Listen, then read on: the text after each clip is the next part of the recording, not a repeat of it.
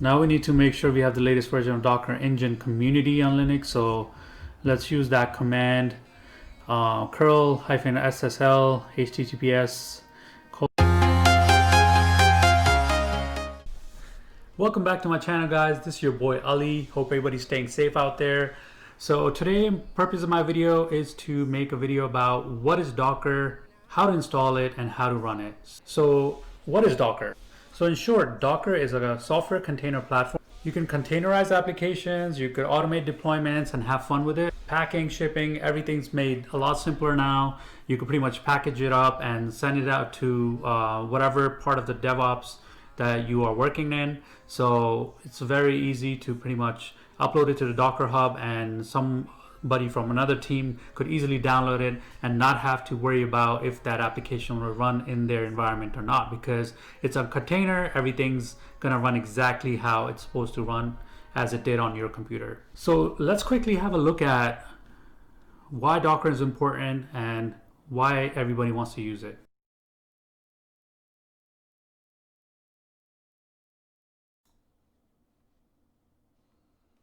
Okay, so you have VMs on the left side in red, and then you have containers, which I'm gonna write in blue on the right side. So first, let's briefly define similarities, differences between Docker and virtual machines. So Docker containers and virtual machines are both ways of deploying applications inside environments that are isolated from the underlying hardware. So the main difference is the level of isolation. So with a container runtime like Docker, your application is sandboxed inside of the isolation features that a container provides. But it still shares the same kernel as the other containers and on the same host. Now, in contrast, with a virtual machine, everything running inside the VM is independent of the host, operating system, or hypervisor. So the virtual machine starts a process called VMM in order to manage the virtualization process for a specific VM, and the host system allocates some of its hardware resources to the VM. So as you could tell, the traditional way of deploying a virtual machine in VMware environment, let's say deploying an ESXi, so you'll have a physical layer, then you have a host operating system, and then you have a hypervisor, and then you have apps on top of that. Deployed in different instances, right? So now each instance will require its own RAM, its own operating system, its own memory, its own hard disk, and everything else. So it's not, and everything's dependent on how much physical hard disk is in the physical layer. So let's say if you have 100 gigs, you can only borrow up to 100 gigs, right? And that's a limitation on the virtualization in the old days, or the virtual machines. Now, a fast forward to containers, where on the blue, now in comparison on the right side, the containers in blue, you still have the physical layer. You have the operating system, which is the host operating system, as you did in the old virtual machine environment. And then you have the container engine, which is the Docker engine that you're running on top of that. In this case, you don't need a hypervisor.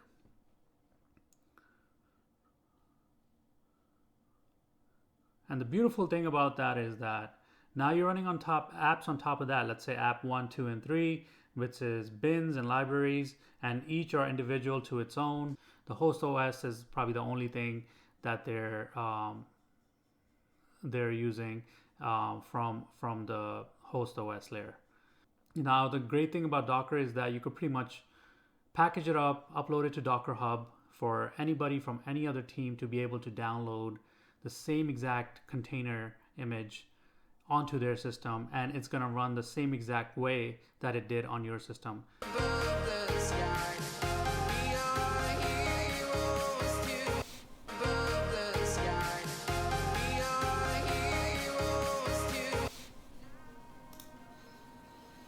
Alright guys, so I already have an image for Nginx that I'm going to be running on my workstation here. I'm just going to do an update on the workstation just to keep it up to date, but I'm actually going to be using Secure CRT to show you guys how to install and run Docker.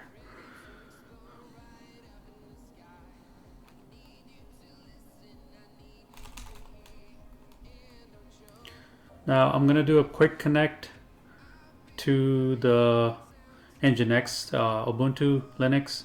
So 10.0.0.24.22 is the port, and then root is the username, accept once, password,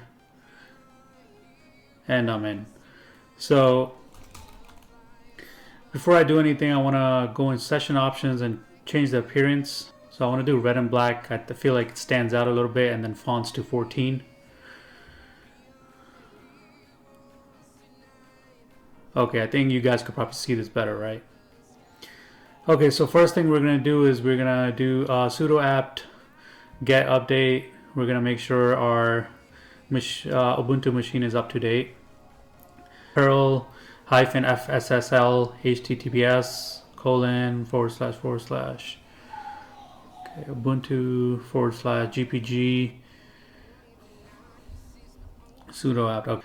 So it's an encryption technique. Now we're gonna add a stable repository that we will need to do.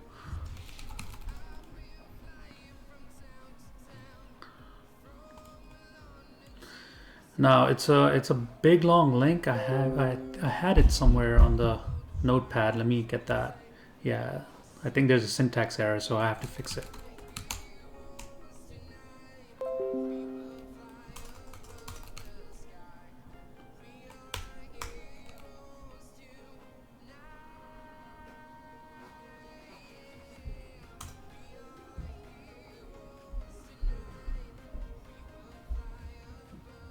Okay, let's press Control C and then now paste it.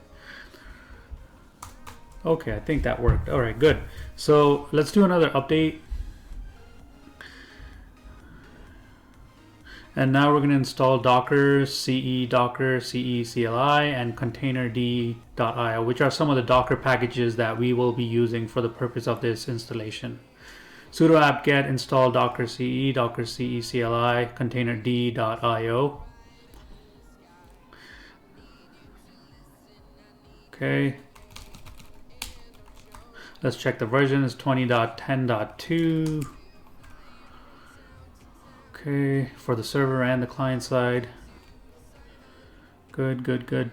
That's the latest version.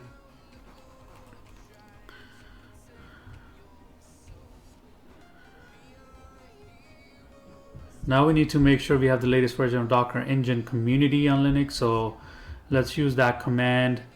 Curl -ssl https :// get docker.com / and then sudo.sh. I think that failed because I put a dot there. Okay, let me fix that.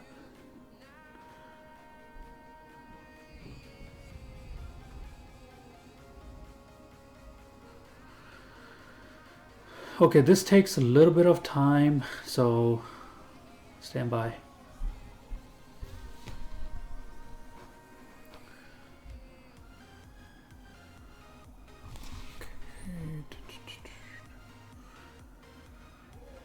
Okay, any second now.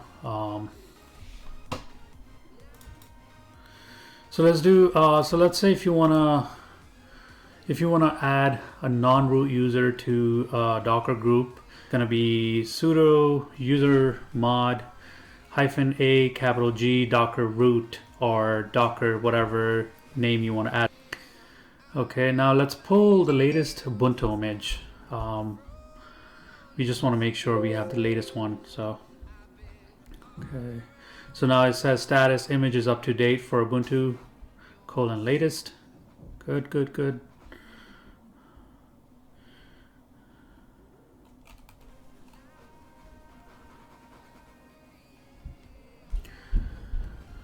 Now that we have the latest Ubuntu image, let's create a container called test. Sudo docker run -i-t, and then we put the name test Ubuntu -latest. Okay.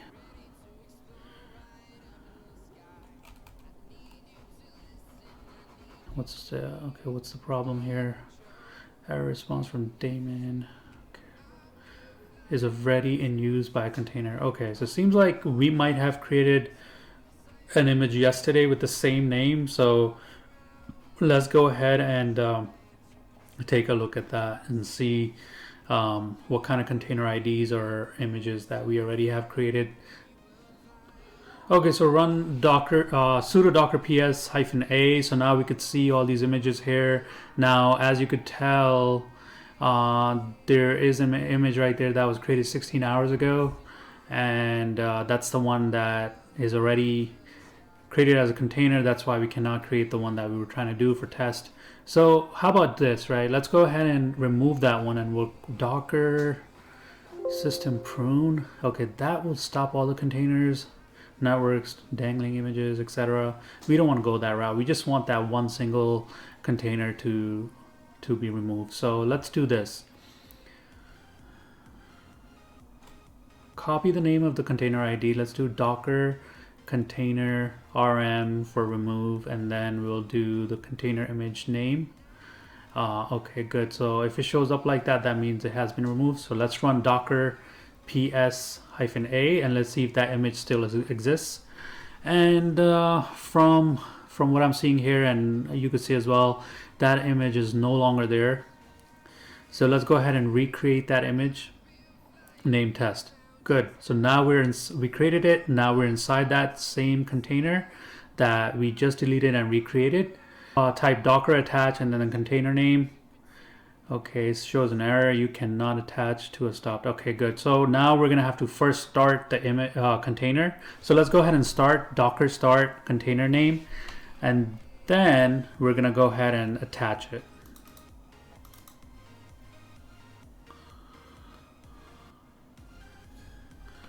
Okay, so now that we've attached it, we're inside the container. Let's go ahead and install Nginx. So sudo apt-get install Nginx, and that's going to install the Nginx inside the container. And then we have to pick 2 for United States, and then time zone is going to be Chicago. Let's just pick Chicago. We're still inside the container, so let's exit out. And okay, good. So this is it for today. If this helped anybody out there, please go ahead and hit the like button and subscribe to my channel if you already haven't. If you have any questions about this, do drop in the comments below and let me know what kind of videos would you like to see in the next ones. Till next time, see you guys later.